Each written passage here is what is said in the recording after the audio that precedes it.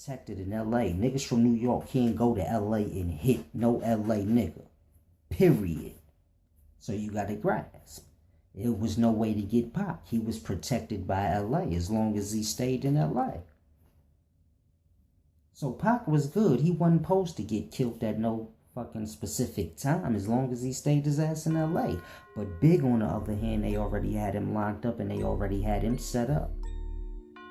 And it was a deep thing because his day was already pre-planned prior to the Makaveli album coming out. So Pac had in the Makaveli album, which was going to be released the same month that Big was going to get his motherfucking top blowed off. It's a deep thing. Pac cold-blooded. Now, Pac got bodied on some gangbang shit that had nothing to do with nothing. He wasn't supposed to get killed. Or better yet, let's say, because I don't want to say that, because this shit is still, nothing happened. This is where y'all so lost in this whole Tupac thing. Y'all don't realize that nothing happened. Only one thing happened.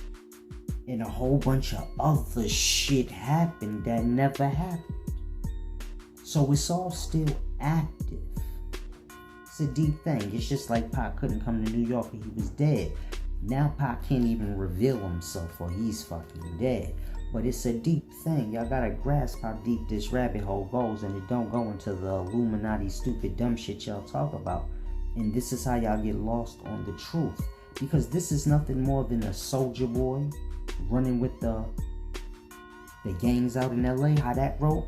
This is a perfect story. The true Pac story is a perfect story for brothers like Soldier Boy, because that's truly what happened. Rolling with gang shit, but I'm not gonna say Pac dead. Like I said, this whole shit is still active. Meaning,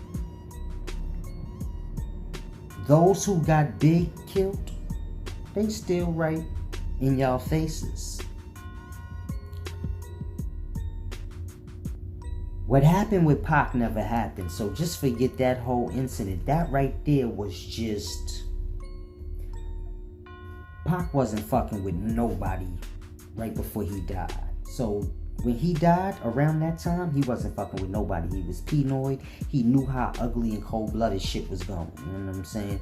He knew what was about to happen to Big. He seen how deep the rabbit hole goes and how niggas was getting money put on their head. He already had money put on his head, so he was pushing everybody away. So nobody was cool with Pac around the last 2 months before he died. Nobody. He wasn't fucking with nobody. He was just to himself. So he basically just went to Vegas that day to die. That's the only reason why he went. Other than that, he wouldn't have went, because he already knew how crazy shit was getting. So Pac wasn't going nowhere. You seen in his interviews he was saying, man, I'm paranoid. Niggas is giving me death threats and all type of shit. And Big was saying the same thing. Motherfuckers is calling me, giving me death threats. Big knew he was going to die. But it didn't have nothing to do with Pac. That's why Big never said, oh, niggas is calling me, threatening me, because they think I did something to Pac up. They all knew what was up. Same way word got to Pac that Big was going to get lined up. Big is feeling it. He's knowing. Niggas is expressing to him like it's your fault, nigga. He running around masquerading, exposing this whole shit, calling niggas names out. Cause he said Haitian Jack, Jimmy Henchman. He said mad niggas names in his song. Y'all don't be listening. He said, promise to pay back Jimmy Henchman in due time. I know you bitch niggas is listening. The world is, but y'all don't listen to the names. Y'all just be like, oh, that shit was hard how he said that. But he's saying niggas names. He's telling everything that happened that day when he got robbed. He told everything in that whole Makaveli album. He told everything that transpired to Big getting killed. That's what that whole album was about. What transpired to Big getting his motherfucking brains blowed out. And he's telling the nigga what's going to happen to him. So when Big is listening to it, Pac's so cold-blooded. In that album, he's basically telling the niggas that got him robbed and shot in the lobby. And that, because the same motherfuckers that got him robbed and shot is the same niggas that got Big killed. It's so cold-blooded and deep. But Pac did the Makaveli album telling them motherfuckers, I ain't dead, nigga. I know everything. Grasp by cold-blooded. Because when they listening to that album, it ain't the same album y'all hearing. They like, what the fuck? This nigga's still here. Because you gotta grasp, when Big listening to Pac album, they dropped the Makaveli album 2 months after Pac died. So let's say November, December 96. Big is listening to Pac album and he's hearing how Pac is saying he's gonna get killed because he fucking with them niggas that got him robbed. Big's hearing it like, yeah, he probably be murdered for the shit that I said. And Big in his mind probably like, what the fuck is going on? So it's a deep fucking thing. Y'all know at the end of Big Life, he was losing his fucking mind. Y'all seen his interviews? He was paranoid the fuck out his mind. Because wild crazy shit was happening. Pac was dead. Pac was calling this nigga, fucking with him. It was so deep. It's a deep thing. I got inside sources on all this shit. And you know I ain't lying, because everything I'm saying makes perfect fucking sense. But it's a deep thing, man. Pac album was supposed to come out in March, right before Big died. But they dropped that shit early since Pac died. They like, fuck it, this shit, we gonna drop this shit right now.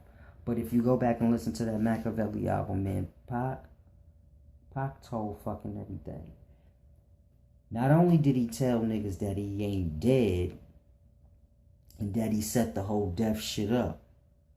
This is why Orlando Anderson was there at the Vegas thing, standing there like a dickhead, waiting on this nigga. And when Pac ramped up on him, now let's remember, Orlando Anderson is a gangster, crip. He was standing there waiting on Pac. When Pac walked up to him, he didn't square up like what, nigga? Like you would expect any gangster to do. You see Pac walking furiously towards you, you square up like, what's up, nigga? And try to hook off on him first. He didn't do that. He literally stood there like a robot, watched Pac walk up to him, steal off on him. And then they all piled up on him. He didn't really fight back or do nothing. He got up, left. So this is how you know that was the smoke and light screen. So all of that shit was for that. But it's a deep thing y'all gotta grasp, man. Pac was cold-blooded. But I want to break down how Pac said this is hell that we live in. Because in the Makaveli album, on the Blasphemy song, Pac said, we probably in hell already. Our dumb asses not knowing everybody kissing ass to go to heaven ain't going. Put my soul on it. Y'all know the verse because y'all love Pac.